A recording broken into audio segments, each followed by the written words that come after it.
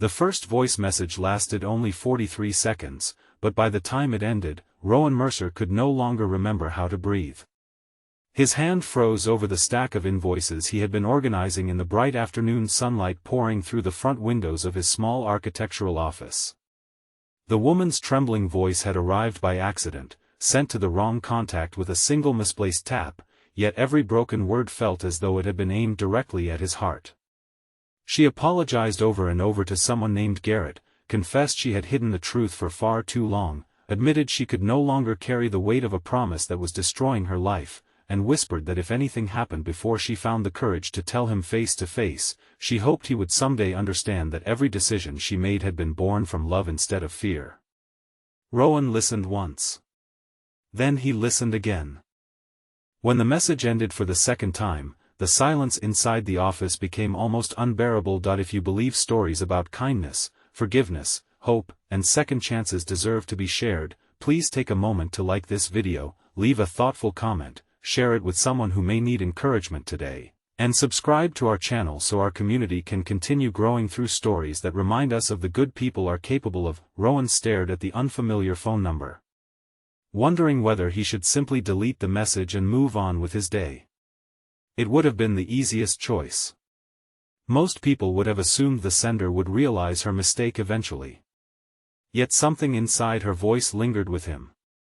It was not only sadness. It was exhaustion, the kind that came after years of pretending everything was fine while slowly falling apart inside. He had heard that tone once before, years earlier, when his younger sister had hidden her struggles behind cheerful smiles until it was almost too late. Ever since then, Rowan had promised himself never to ignore pain when it unexpectedly crossed his path. Only a few minutes later another message appeared. It was shorter than the first. The woman apologized for sending the recording to the wrong person and politely asked him to delete it without listening if he had not already done so. Rowan looked at the words for several moments before replying with complete honesty. He admitted he had already heard it twice because it had started playing before he realized it had been sent accidentally. He apologized sincerely for invading such a private moment and assured her he would never share it with anyone. Then he added one final sentence that surprised even himself. He simply wrote that she sounded like someone carrying far too much alone and hoped she would find the courage she was searching for. Nearly an hour passed before another notification appeared. The sender introduced herself as Meredith Holloway. She thanked him for responding with kindness instead of curiosity. Most people, she admitted, would have asked questions. Others would have ignored her completely. His simple response had reminded her that decent strangers still existed. Over the following week, entirely during the daylight hours between work meetings and lunch breaks, a careful correspondence developed between two people who had never intended to meet. They never exchanged dramatic confessions at first. Instead, they talked about ordinary things. Meredith restored antique books for a local museum. Rowan designed affordable community housing projects. She loved walking through botanical gardens during her lunch hour because flowers never judged anyone. Rowan admitted he often sat beside the river after difficult meetings because moving water somehow made complicated problems feel temporary. Slowly, fragments of Meredith's hidden burden emerged. Years earlier, her older brother Garrett had sacrificed everything to help raise her after their parents died unexpectedly. He had abandoned university, worked endless construction jobs, and quietly put every dream aside so she could finish school. Meredith believed she owed him more than she could ever repay. When Garrett later developed a serious heart condition, she made another impossible promise. She secretly sold the small family cottage they had inherited together to pay for experimental treatment while allowing Garrett to believe the money had come from a charitable foundation. She feared that if he discovered the truth, he would feel guilty enough to refuse the treatment entirely. The surgery saved his life, the secret slowly destroyed hers. Garrett constantly spoke about returning one day to repair the old cottage where they had spent their happiest childhood summers.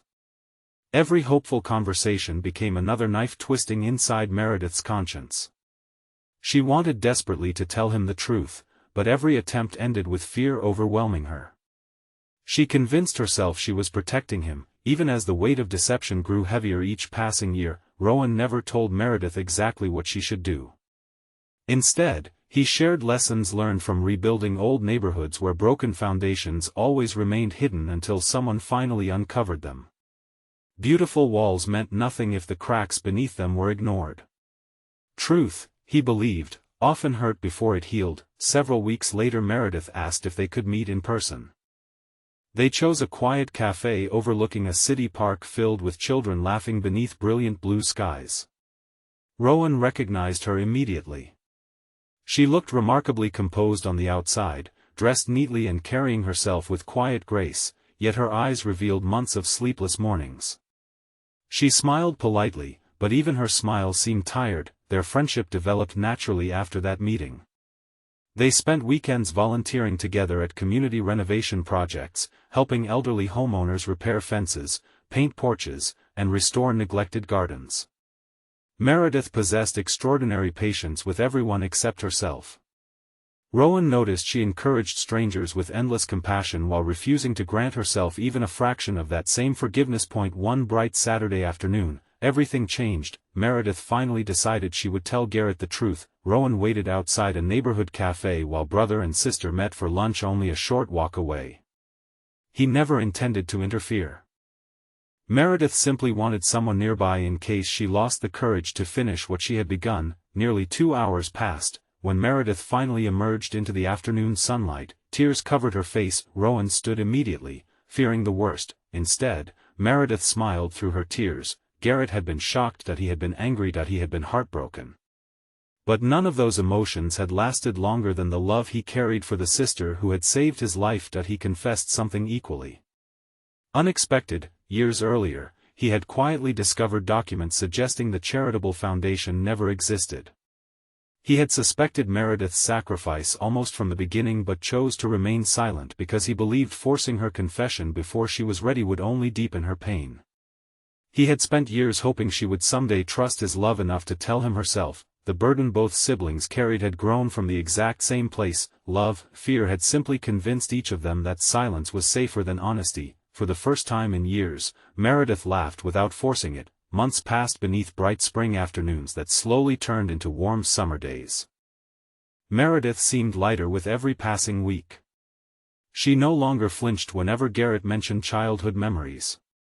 Together they visited the land where the old cottage once stood. Although the building had long since disappeared, wildflowers now covered the hillside.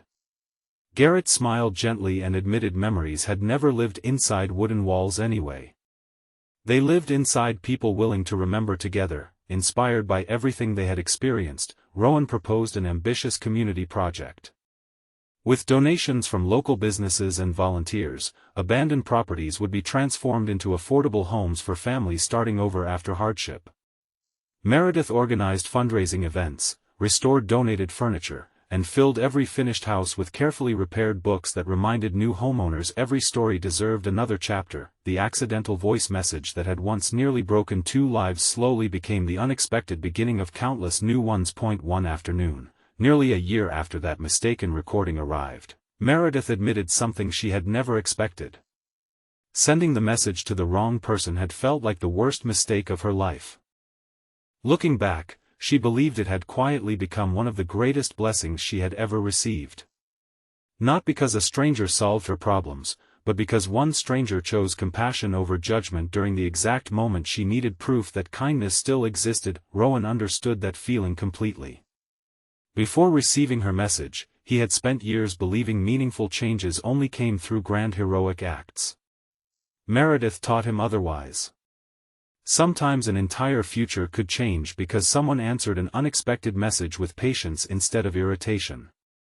Sometimes healing began with nothing more complicated than refusing to look away from another person's pain. The renovated homes gradually filled with laughter, children playing in sunny front yards, neighbors sharing meals on bright afternoons, and families discovering hope where abandonment had once lived. Every completed project reminded Rowan and Meredith that broken things were rarely beyond repair. They simply needed enough people willing to believe restoration remained possible. As the sun drifted gently across another peaceful afternoon sky, Rowan looked around one of the finished neighborhoods and quietly reflected on the strange chain of events that had brought everyone there. A misplaced voice message. A moment of hesitation. 2 careful listens before he could move. 1 compassionate reply. None of it had seemed important at the time. Yet those tiny moments had reshaped several lives forever. Before this story comes to an end, we'd love to hear from you. Please leave a meaningful comment sharing whether you believe honesty should always come before fear, or whether you have ever experienced a second chance that completely changed your life. If this story touched your heart, please like this video, leave a meaningful comment, share it with someone who needs hope today, and subscribe to our channel so you never miss another emotional journey. Life rarely announces its biggest turning points with grand celebrations.